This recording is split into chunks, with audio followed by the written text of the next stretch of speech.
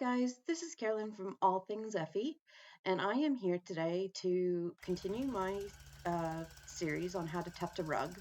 And if you've been watching along on YouTube, you'll have seen the pattern and how we transferred the pattern onto the cloth. And this is the next step, which is to tuft your first color on the rug.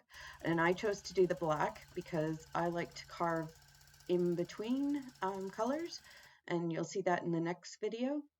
So yeah, I'm just starting with the black, and you can just see I'm doing nice clean lines up to begin with.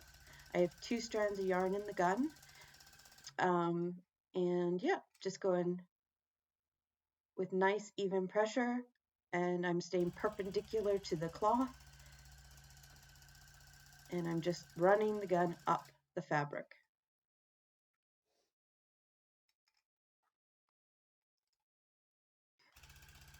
All right, so as I go through tufting this rug and showing you guys the process, I'm going to try to fit in as many tips and tricks as I possibly can.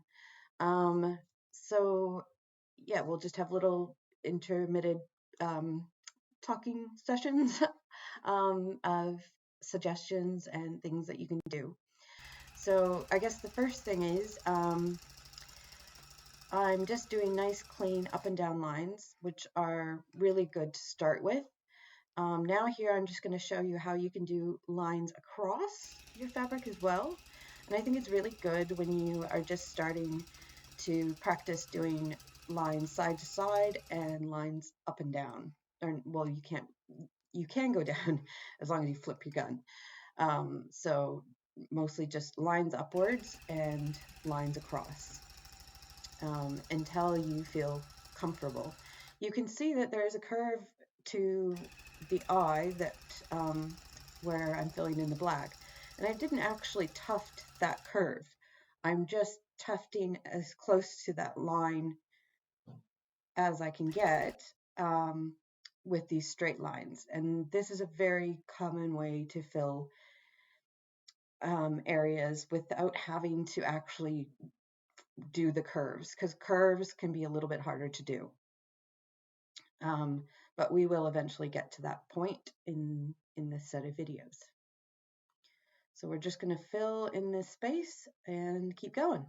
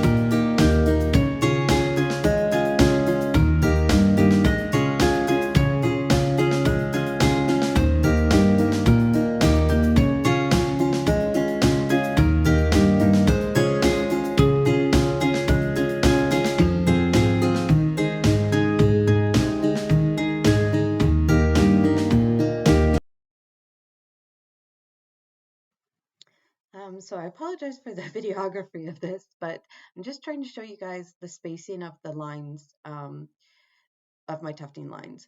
You can see that they look quite far apart when you're on the side that you're tufting, but when you go to the other side, it's much more dense. So you can actually, as I get a bit closer here, you can see there's no spaces, there's no fabric showing through, and that's ideally what you want. But you can also feel your hand over your tufted piece, and you will feel parts that are tufted a little bit more densely than others. So if that's something that's important to you to have an even density, then keeping your lines a certain width apart is the best thing to be doing. So from here, I'm just going to essentially do the other part of the black.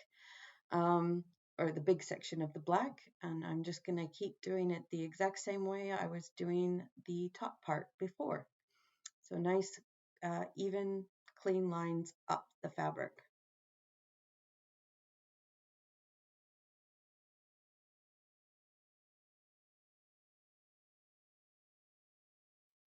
So here I'm just going to start doing a really small curve, and you'll just see I'm doing it very, very slowly. So I'm just pulsing the gun as I do the curve. And this is what will allow you to not get stuck on a line of the fabric and end up making it square. If you do it in pulses, then you can get almost perfectly on your curve. So it's just a matter of just taking your time on curves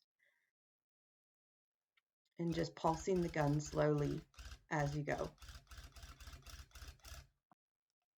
So if you've tufted something that you don't really like you don't feel like you followed inside the shape that you drawn to the way you wanted to, you can just unpick it. It's very, very simple. You can either use your fingers or some tweezers. And here I just didn't feel I followed the line of the eye as well as I wanted to. So I am just removing that little bit of black, and I will just fill it in again. Um, Again, taking my time on the curve and just pulsing the gun slowly.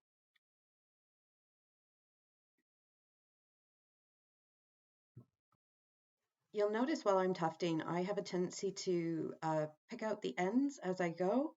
Some people like to just leave them. I find they tend to get in the way of me seeing my design and following the lines, and I just feel like my gun can get caught in them. So I much prefer to just, yeah, pull them out as I go.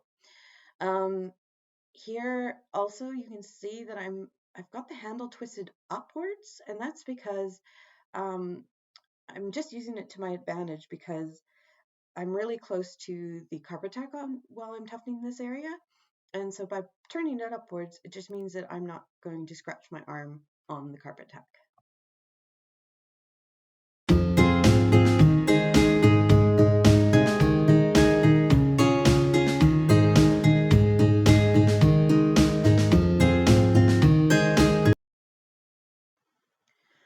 So as I just fill in this section, it's probably good to note that you can end up actually tufting over a line that you have already tufted. The only issue with doing this a lot in your piece is that your cut pile height on the other side will not be even. So if that's something that's important, like you're not going to be using a carver at the end, then it's a really, really good idea to not tuft over a line that you already have. If you aren't so worried about that and you're going to carve it after, go for it. Your gun will tell you if you're trying to compact too much yarn into one area, because it'll start to beep and the gun will almost push back off of the fabric. Another good tip is when you are tufting a line, make sure your gun comes to like you've released the trigger and it's stopped moving before you pull it out of the fabric. If it's still moving and the scissors are still cutting when you remove it from the cloth, then you will actually start cutting your cloth and tearing your cloth. So that can be another reason why when you're tufting, you end up with the cloth getting chewing up. In our manual, we have some other reasons why that might happen, and that is if the cloth is not stretched tight enough. So you throughout this, while I've been tufting this black part of the rug, I have actually been pulling my cloth nice and tight as I start to fill it up, because it's getting heavier and heavier as I fill it up with yarn. So I have to tighten the cloth so that it's still tight as a drum. That makes sense. One common problem that a lot of people will have when they're first tufting a piece is that their gun becomes unthreaded quite often. Um, we have lots of tips and tricks of how to make sure that doesn't happen um, in our manual and also in our FAQs on the website. So if this is happening for you, read up on those tips and tricks of how to keep it threaded. And you can see there in the video, I just pulled my cloth a little bit tighter while I was working.